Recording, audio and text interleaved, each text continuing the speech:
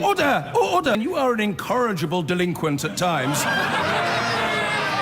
Behave yourself, man! Now, nearly 8 weeks after the last-minute Christmas Eve trade deal that averted a no-deal Brexit, what did we learn about the kind of relationship being forged between the EU and the UK? What can we read into the warm words about friendship and the less warm tensions raised over the fallout of the vaccination programme, for example? Our geographical proximity to the EU may end up trumping everything else, but there's a growing sense that the past few weeks may have shown the EU and UK will be rivals more than good neighbours. Our diplomatic editor, Mark Urban, has this report. Britain should seek, and Europe should seek, the closest possible relations as Britain leaves the EU. While Britain is leaving the European Union, it will not, it should not, and in my view, it won't turn its back on Europe. When Britain voted to leave the EU, the stated ambition was to keep the relationship as close as possible. Great doing this, Prime Minister! But with the transition from two prime ministers who focused on damage limitation, now it's on Mr. Johnson, to one determined to exploit the possibilities of divergence, the mood music has changed markedly. And in the weeks since the UK left the single market, signs have appeared that both sides may define the relationship in increasingly competitive terms. I'm looking for close alignment between UK and Europe into the future. And I just worry a bit about the post-Brexit noise from EU member states towards Britain and vice versa. This isn't an ongoing sort of battle between UK and some of the bigger beasts of Europe. They need to cool it. Everyone needs to cool it a bit. But will they cool it, or are the politics of rivalry going to prevail? Lord Darragh was the UK representative in Brussels and later ambassador to Washington. He believes Downing Street is at a crossroads with Europe.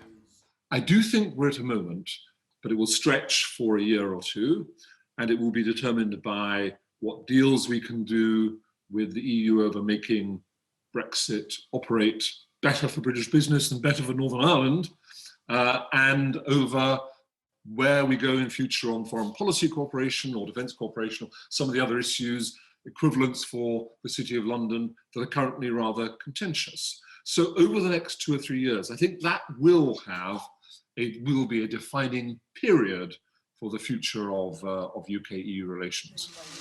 Of course, Downing Street still wants to get on well with the EU, but Boris Johnson's language signing the trade and cooperation deal in December was subtly different to Cameron and his closest possible relationship. The treaty that I've just signed is not the end. It is a new beginning. Indeed, the government's desire to diverge from Europe and find new global markets and investment means that some have concluded December's trade deal with the EU could mark the high point of relations rather than the starting point of something bigger. There's some tension within the Tory party between pragmatic Eurosceptics that would be happy with symbolic divergence and ideological Eurosceptics that want substantive divergence, and we'll probably get some clues from Rishi Sunak on the 3rd of March when he unveils his budget around how the government's thinking around the divergence agenda.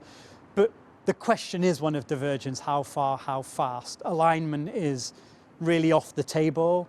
Any proximity to Europe is really off the table. So was the COVID vaccine crisis a temporary hiccup or something more significant? One Brussels player told me, up until then, many people here saw Brexit Britain as a bit of a joke. Now they take it more seriously as a competitor.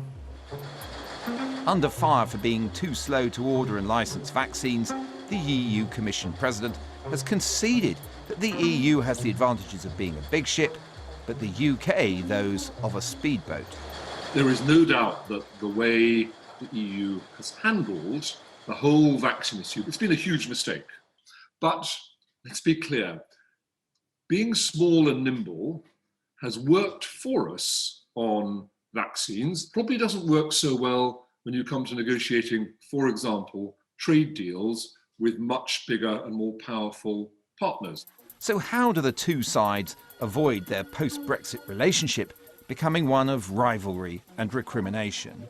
On the EU side, they have faith in December's trade deal to stop too much British deregulation. We do not have an automatic alignment when European Union changes anything, but we do have a clause that if there is too much divergence, that then of course the European Union can take measures, and it protects us from too much divergence, and it gives the UK a certain flexibility to choose their own rules. The next big discussion concerns financial services, with the EU wanting the city to align closely on regulation, while the Bank of England Governor Andrew Bailey has pushed back. The EU has argued that it must better understand how the UK intends to amend or alter the rules going forwards. This is a standard that the EU holds no other country to, and would, I suspect, not agree to be held to itself. So is this just tough negotiating talk, or might the UK decide it's a big enough financial services beast not to become a rule taker from Brussels? I think there's close to zero chance that an equivalence decision will be granted. The UK doesn't want it and the Europeans don't want to grant it. The UK thinks it would be a nice to have, but not at the price of subordinating the city to rule taking from Brussels. I think there is a view that the sector will be much more effectively regulated by the Treasury and the Bank of England than the European Commission.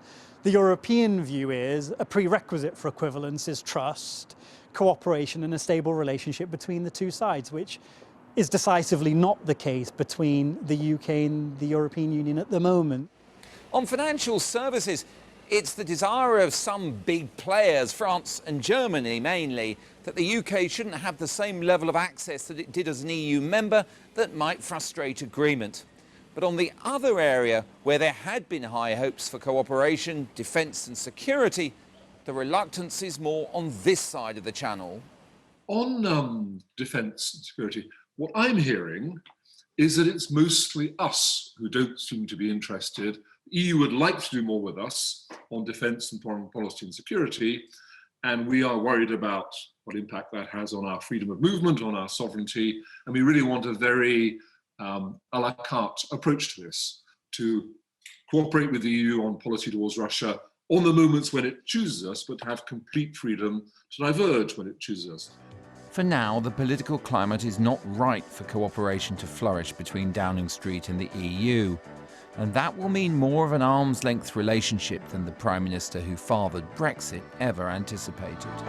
Slightly better attended press conference than some of the ones I've done over the last 6 years, but you're all very welcome. Thank you.